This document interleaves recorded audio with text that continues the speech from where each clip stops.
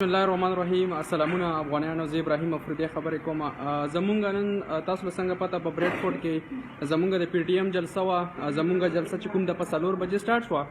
په دې دوران کې چې کوم دی زما سپورټر چې کوم دی زما سکیورټي زما سره ټول ولاړو. څنګه چې دوه ملګرو خبرې اترې وکړې بیا زما سپیچ نمبر و.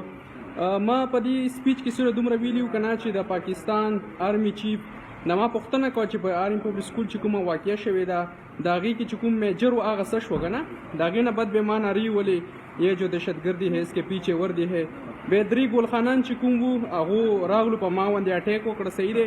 هلته کې زه د خپل د پی ټي ایم د ملګرو ډېر شکریه ادا کوم چې زه هلته کې کوم د ماله کوم سیفټي الحمدلله زما چې کوم عزت دی په لندن کې پی ټي ایم کې زه دا ټول د افغانیانو لره ډېر شکریه ادا کوم چې کوم دی ما سره الحمدلله پولیس هم وي چې چېرته زما سره د پی ټي ایم سکیورټي هم وي او چې کوم دی دا کوم کس چې کوم رانې کړی و دا چې کوم دی د پاکستان ریاست خپله رالګلي وو چې دی به بریډفورډ جلسې کې دا رانې تاسو وکړي او دا سپیشل زمونږ د پښتنو پسې راغلي وو او زه یې ټارګېټ کړی وم. زه ډېر د افسوس دا ویل غواړم چې ماله خپلو پښتنو زمونږ خلاف شو. صحیح ده چېرته پنجابی بیا مونږ څه ویلی وی لیکن دا ټول پښتانه زمونږ خلاف دي.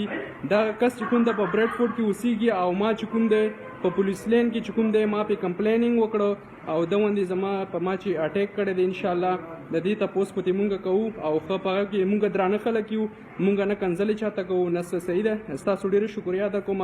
انشاءالله ډېر زر به په بریډفورډ کې زمونږ بله جلسه وي او مونږ امن پسند خلک یو مونږ د امن خبرې کوو او ما درته ځکه دا ویډیو جوړه کړه چې تاسو سره تفصیل باندې خبرې وکړم. انشاءالله سبا ورځ د خپلې پاڼې نه هم لایف راځم نور خبرو سره شیر کوم. والسلام. مهرباني.